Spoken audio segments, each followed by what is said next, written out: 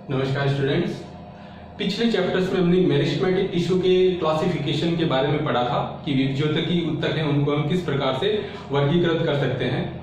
उसके अंदर हमने जो मेरिस्टेमेटिक टिश्यू था उसके जो दो क्लासिफिकेशन है उसके बारे में हमने पहले पढ़ा था। उसमें जो सबसे फर्स्ट क्लासिफिकेशन था वो था meristem based on origin and development, यानी जो विभज्योतक होता है उसकी कोशिकाओं की उत्पत्ति और उसका परिवर्तन किस प्रकार से होता है, इस आधार पर हमने मेरिस्टेमेटिक टिश्यू को 3 टाइप के अंदर डिवाइड किया था। फिर सेकंड क्लासिफिकेशन हमने जो मेरिस्टेमेटिक टिश्यू का पढ़ा था वो था meristems based on positioning plant body, यानी जो प्लांट होता है उसके अंदर जो मेरिस्टेम होते हैं, डिफरेंट टाइप की मेरिस्टेम्स होती है, वो कहाँ पर पाई जाती है। तो प्लांट के अंदर मेरिस्टेम की लोकेशन या उनकी स्थिति के आधार पर हमने मेरिस्टेमेटिक टिश्यू को 3 टाइप के अंदर डिवाइड किया था। आज हम इसका जो थर्ड टाइप का क्लासिफिकेशन है उसके बारे में पढ़ेंगे। तो जो थर्ड टाइप का क्लासिफिकेशन है वो है meristems based on plane of division, यानी मेरिस्टेमेटिक जो टिश्यू होता है उसकी कोशिकाओं के अंदर कोशिका विभाजन का जो तल होता है वो किस प्रकार से होता है, इस आधार पर हम मेरिस्टेमेटिक टिश्यू को क्लासिफाई कर रहे हैं। कि विभाजन का तल का अर्थ है कि उसके अंदर पेरिक्लिनल डिवीजन हो रहा है, पेरिक्लिनल या परिणतिक विभाजन इसको कहते हैं, एंटी क्लिनल या अपनतिक विभाजन कहा जाता है इसको। इसके अलावा ट्रांसवर्स डिवीजन हो रहा है, लॉन्गिट्यूडिनल डिवीजन हो रहा है या ऑब्लिक प्लेन ऑफ डिवीजन है। पेरिक्लिनल, एंटीक्लिनल, ट्रांसवर्स, लॉन्गिट्यूडिनल, ऑब्लिक, यानी जो प्लेन ऑफ डिवीजन है वो किस प्रकार का है, उस आधार पर हम मेरिस्टेमेटिक टिश्यू को 3 टाइप के अंदर डिवाइड कर सकते हैं। तो प्लेन ऑफ डिवीजन के आधार पर मेरिस्टेमेटिक जो टिश्यू होता है उसको हम 3 टाइप के अंदर डिवाइड कर सकते हैं।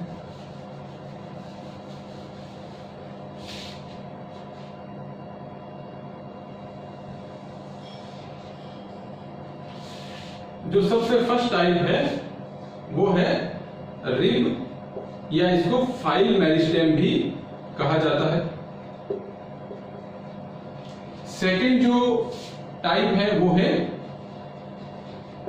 प्लेट मेरिस्टेम, और जो सबसे लास्ट थर्ड टाइप है वो है मास मेरिस्टेम।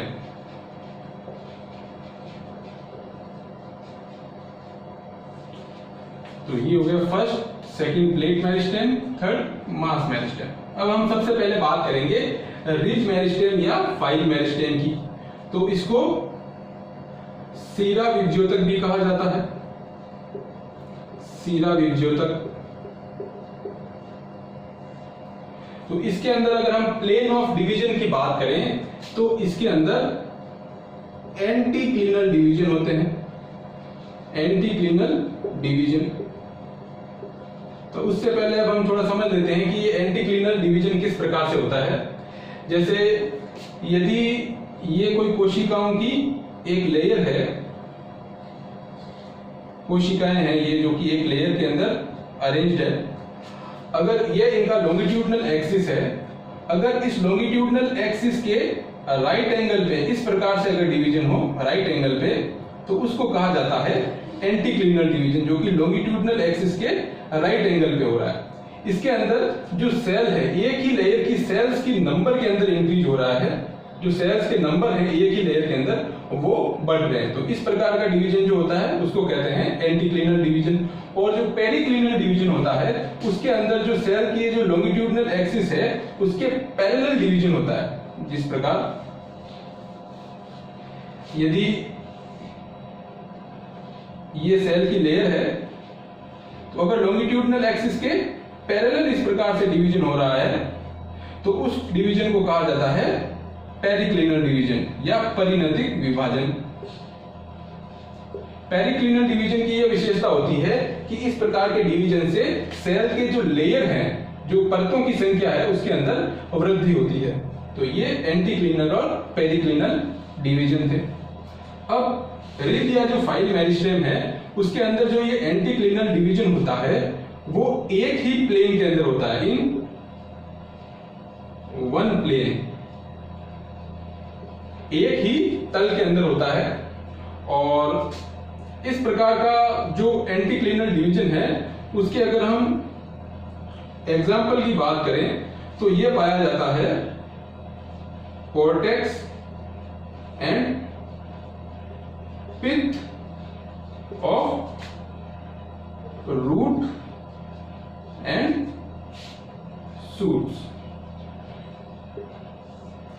तो इसके जो रूट और शूट जो होता है उसके अंदर जो वल्कुट और मज्जा यानी कॉर्टेक्स और पिथ का जो निर्माण होता है वो रिब या फाइल मेरिस्टेम की एक्टिविटी से होता है। इससे क्या होता है, जो सेल होता है उसकी एक जो लेयर होती है वो एक ही रहती है, लेकिन उस लेयर के अंदर कोशिकाओं की संख्या के अंदर वृद्धि होती है।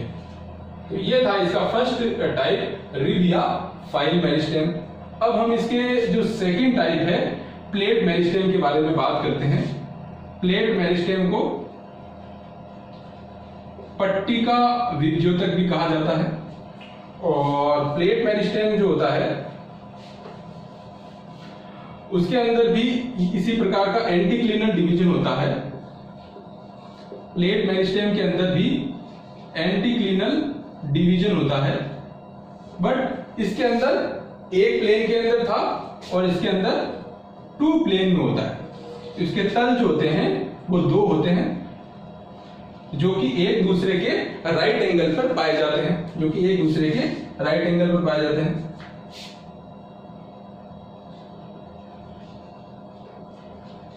Right angle to each other. जो एंटीक्लिनल डिवीजन होते हैं वो यदि एक डिवीजन जो होता है वो दूसरे डिवीजन के राइट एंगल पे होता है तो उस प्रकार का डिवीजन जो होता है उसके अंदर टू प्लेन पाए जाते हैं। तो इस प्रकार की मेरिस्टेम को कहा जाता है प्लेट मेरिस्टेम। और इसके अगर हम एग्जांपल की बात करें तो जो प्लांट की लीफ होती है, जैसे कि ये जो लीफ का एक जनरल डायग्राम है, इस प्लांट की जो लीफ की जो ये लीफ लेमिना है, लीफ लेमिना या इसको लीफ ब्लेड भी कहा जाता है, जिसको पर्णफलक कहते हैं। तो इस लीफ लेमिना के निर्माण के अंदर इस प्लेट मेरिस्टेम का इंपॉर्टेंट रोल होता है। इसके अंदर एंटीक्लिनल डिवीजन होते हैं जो कि एक दूसरे के राइट एंगल पे दो तल के अंदर होते हैं। तो इस प्रकार जो एक प्लेट लाइक स्ट्रक्चर डेवलप होती है, प्लेट लाइक स्ट्रक्चर, जैसे कि एग्जांपल हमने देखा जो लीफ लेमिना या लीफ ब्लेड होता है उसके अंदर प्लेट मेरिस्टेम का इंपॉर्टेंट रोल होता है उसके बनने के अंदर। अब हम इसका जो मेरिस्टेमेटिक टिश्यू के प्लेन ऑफ डिवीजन का थर्ड टाइप है मास मेरिस्टेम, उसके बारे में बात करते हैं। इसको सहती विभज्योतक भी कहा जाता है। और जिस प्रकार इसके अंदर एंटीक्लिनल डिवीजन एक तल में होता है, इसके अंदर एंटीक्लिनल डिवीजन दो तल के अंदर होता है, उसी प्रकार मास मेरिस्टेम जो होता है उसके अंदर जो विभाजन होता है, कोशिका का विभाजन, वो सभी तलों के अंदर होता है। जितने भी संभावित प्लेन होते हैं, संभावित तल होते हैं कोशिका विभाजन के, उन सभी संभावित तलों के अंदर होता है। तो इसके अंदर हम कह सकते हैं cell division occurs in all possible planes. सभी संभावित तलों के अंदर कोशिका विभाजन पाया जाता है। तो उस प्रकार की मेरिस्टेम को हम कहते हैं मास मेरिस्टेम या सहती विभज्योतक। इसके एग्जाम्पल की बात करें हम तो जो भ्रूण होता है, एम्ब्रियो या जो भ्रूण कोश होता है जिसको एंडोस्पर्म कहा जाता है, उसके डेवलपमेंट के अंदर जो मेरिस्टेम इंपॉर्टेंट रोल प्ले करता है वो है मास मेरिस्टेम या सहती विभज्योतक। इसके अंदर जो विभाजन जो होता है कोशिका के सभी तलों के अंदर होता है, जिससे जो प्लांट बॉडी होती है उसका वॉल्यूम या मास जो है वो बढ़ता है। इन सभी विभाजनों से क्या होता है, जो प्लांट होता है उसका वॉल्यूम बढ़ेगा, उसका मास जो है वो इंक्रीज होता है।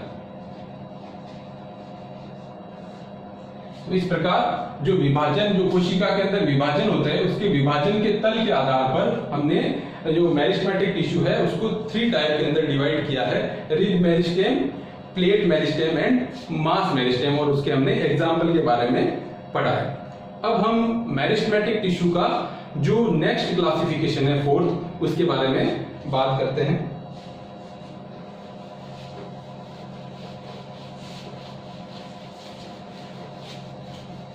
मेरिस्टेमेटिक टिश्यू का जो 4th क्लासिफिकेशन होता है वो उसके फंक्शन के आधार पर होता है।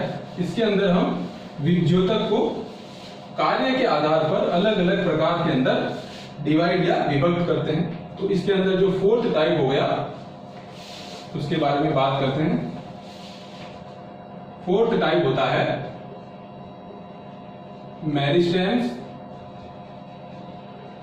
बेस्ड ऑन फंक्शन, यानी कार्य के आधार पर भी हम मेरिस्टेमेटिक टिश्यू या जो विभज्योतक होता है उसको अलग अलग प्रकारों में विभक्त कर सकते हैं। तो इस आधार पर, फंक्शन के आधार पर भी मेरिस्टेमेटिक टिश्यू जो होता है उसको हम 3 प्रकार के अंदर डिवाइड कर सकते हैं। 3 टाइप होते हैं फंक्शन के आधार पर। जो सबसे फर्स्ट टाइप है वो होता है प्रोटोडर्म। इसको अधित्वक भी कहा जाता है, अधित्वक। और जो सेकंड टाइप होता है उसको कहा जाता है प्रोकैम्बियम। इसको प्राक एधा भी कहा जाता है, प्राक एधा। और जो थर्ड टाइप होता है इसका, जो कि फंक्शन के आधार पर होता है, थर्ड टाइप वो है